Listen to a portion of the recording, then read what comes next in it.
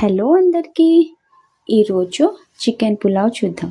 కుక్కర్లో ఆయిల్ వేసుకుని ఆనియన్స్ వేసుకుని బిర్యానీ స్పైసెస్ సాల్ట్ వేసి బాగా ఫ్రై చేయాలి.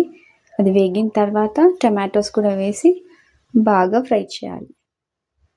ఫ్రై అయ్యాక కొత్తిమీర పుదీనా అది కూడా వేసి బాగా ఫ్రై చేయాలి. అది మంచిగా ఫ్రై అయినాక చికెన్ వేసుకోవాలి. చికెన్ వేసుకొని ఆయిల్లో బాగా ఫ్రై చేయాలి. అది మంచిగా ఫ్రై అయ్యాక మనం పసుపు, ఉప్పు, కారం ఇవి 3 యాడ్ చేసుకుని బాగా ఫ్రై చేయాలి.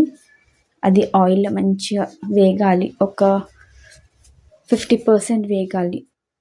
అల్లం వెల్లుల్లి పేస్ట్ అలాగే బిర్యానీ మసాలా అయినా గరం మసాలా అయినా వేసి బాగా ఫ్రై చేయాలి. ఆయిల్ పైకి వచ్చేలాగా మంచిగా ఫ్రై అయింది, మనకు 70% ఫ్రై అయింది అనిపించినాక రైస్ వేసుకోవాలి.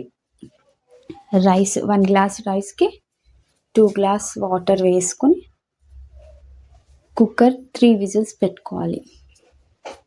3 విజిల్స్ అయిపోయాక స్టవ్ ఆఫ్ చేసి ఒక 10 మినిట్స్ తర్వాత తింటే super tasty chicken pulao ready. Thank you for watching. Please subscribe friends. Thank you.